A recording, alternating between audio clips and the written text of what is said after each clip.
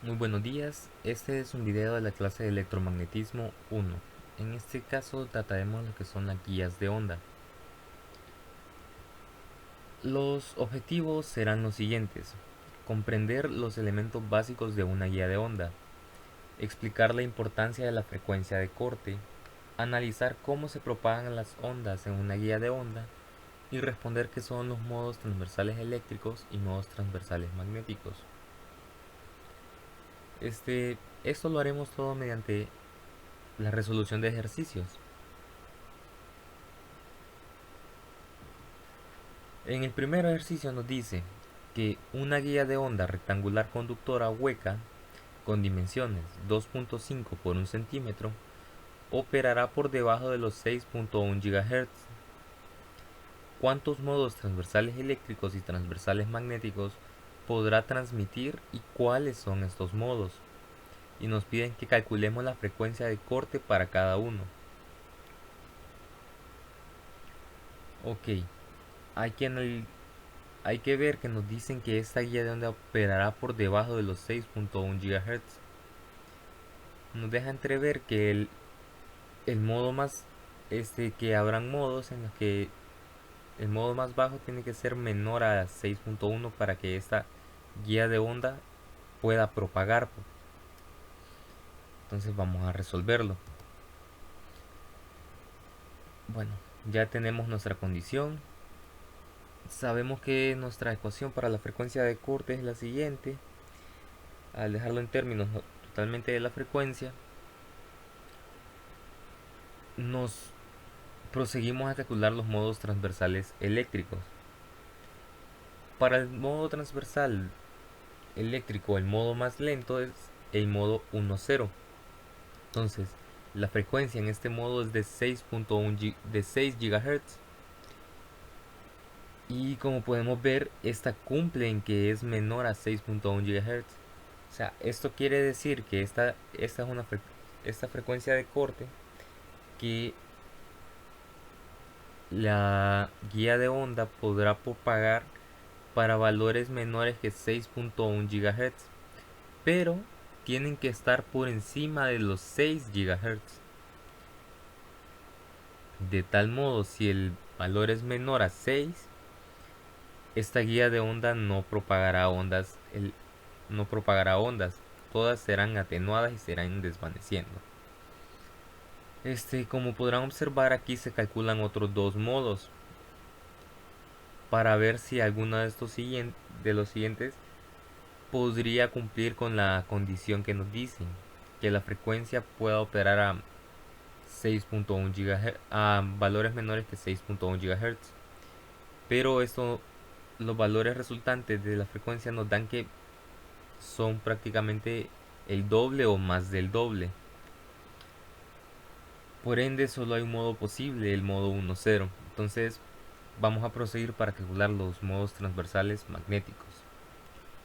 En el modo transversal magnético está la peculiaridad de que estos modos no pueden haber combinaciones en los subíndices de 1 o 0, o 0 o 1, o cualquier combinación que involucre algún 0.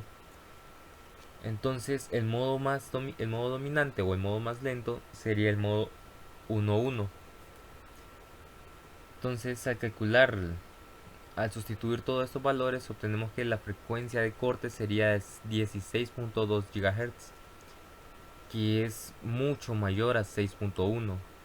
Entonces ahora podemos decir que nuestra guía de onda solo podrá trabajar en modo dominante por ondas transversales eléctricas, no podrá propagar ondas transversales magnéticas, dada la condición que nos habían puesto de que la frecuencia de que operará para valores menores a 6.1 GHz. Ahora, pasando a otro ejercicio, tenemos nos dice que una guía de onda rellena de aire de dimensiones A por B, o sea rectangular, donde A es mayor que B y A es menor que 3 veces B, se debe construir para operar a 5 GHz en el modo dominante, es decir, el menor modo posible. Se desea que la frecuencia de operación sea al menos 20% mayor que la frecuencia de corte del modo dominante y además 30% menor que la frecuencia del modo siguiente de mayor orden. Calcule las dimensiones A y B si nuestra guía propagará ondas transversales magnéticas. ¿Es posible dimensionarlas con esta información?, nos preguntan. Bueno, vamos a ver. Nos dan las siguientes condiciones de diseño. Nos dicen que la frecuencia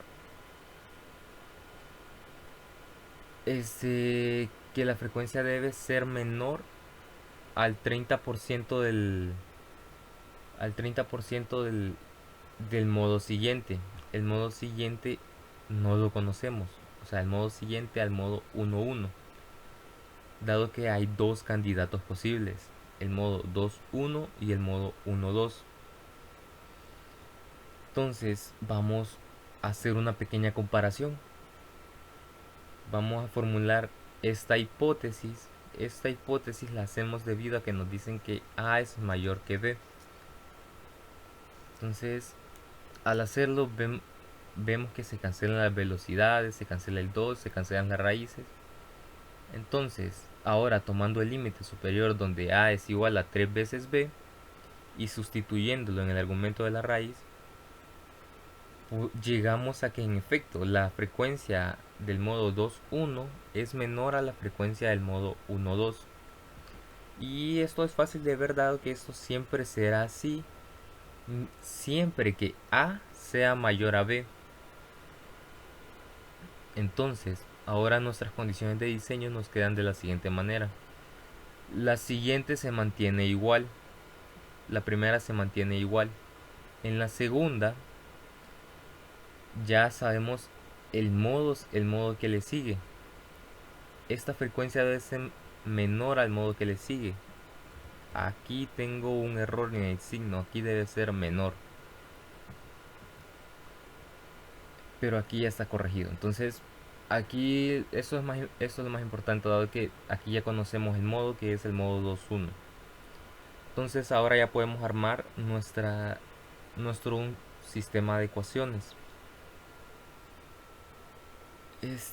Ahora resolviendo el sistema de ecuaciones, esta es la frecuencia a la que operará 5 GHz, el 1.2, dado que es 20% mayor que la frecuencia de corte, el modo 1.1.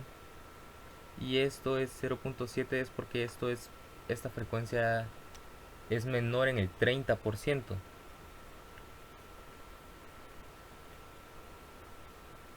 Entonces ahora este sistema lo podemos resolver mediante matemáticas, MATLAB, calculadoras programables, lo que tenga a su disposición. Entonces en mi caso yo lo hice con una calculadora programable. Como podrán ver, aquí cada uno está elevado al cuadrado. Entonces vamos a obtener siguientes combinaciones de positivas, negativas, negativas, negativas, positivas, positivas. Entonces, pero nosotros sabemos que estos valores son valores de distancia. Por ende, solo vamos a tomar los positivos. Entonces, llegamos a que A es igual a 4.478 centímetros y que B es 0.53 centímetros. ¿Qué pasó acá? Nos decían que A era mayor a B y ahora al calcularlo vemos que B es mayor a A. Entonces, ¿qué podemos decir? No podemos construir una guía de onda que cumpla con los requerimientos solicitados en el inciso. Por esta razón de que nos llegamos a que, según esos requerimientos, B es mayor a A. Entonces no se cumple, no se puede dimensionar esta guía de onda. Entonces podemos concluir que la frecuencia de corte, esta frecuencia de corte es una limitante, que a partir de ese punto en adelante, de ese punto en adelante habrá propagación en la guía. Antes de ese punto no hay propagación alguna, toda onda es atenuada, se desvanece. Y esto, de, esto, esto también, esta frecuencia de corte, la cual también nos permite saber que depende también según las dimensiones de la onda, de la guía de onda. En este caso, siempre el estudio va a ser guías de ondas rectangulares.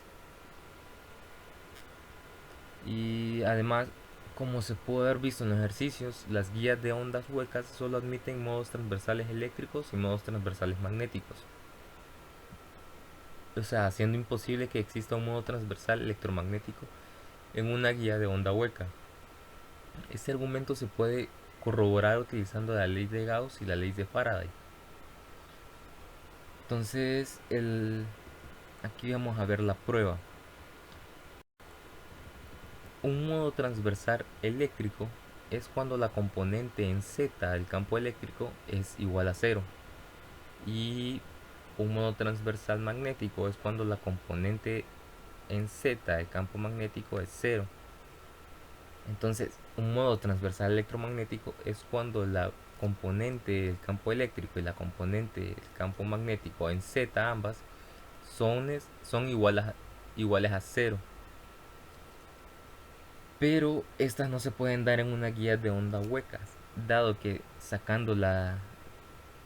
aplicando la ley de Gauss, la divergencia del campo es igual a cero, y la ley de Faraday, sacando rotacional el campo eléctrico, también nos va a dar igual a cero, debido a que la componente en Z del campo magnético es igual a cero. Entonces, en el fondo, el vector del campo eléctrico nos está diciendo que tiene cero divergencia, y, o que es nula su divergencia, y que su rotacional también es cero. O sea, que esto se puede escribir como un potencial escalar que satisface la ecuación de Laplace.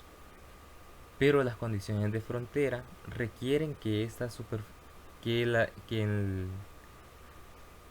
aquí nos dicen que requiere que la superficie sea equipotencial, pero la ecuación de Laplace no admite máximos ni mínimos. Es decir, que el potencial debe ser constante en todo punto en la guía de onda. Y por lo tanto esto no es posible y el campo eléctrico es cero. No hay ninguna onda dentro de la guía. Además, el autor este, hace notar que este argumento solo aplica para tubos completamente vacíos, dado que dado que si existe un conductor por el medio de nuestra guía, el potencial en su superficie ya no es necesariamente el mismo en la pared exterior, y por lo tanto ahora conseguimos un potencial no trivial. Y él lo explica mejor en un ejemplo en la sección 9.5.3. Entonces esto no cabe en el fin del video.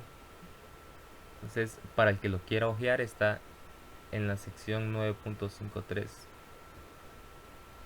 Y para terminar, nosotros nos apoyamos del libro de David Griffith, Introduction to Electrodynamics, y el libro de Sadiku, la tercera edición, Elementos del electromagnetismo.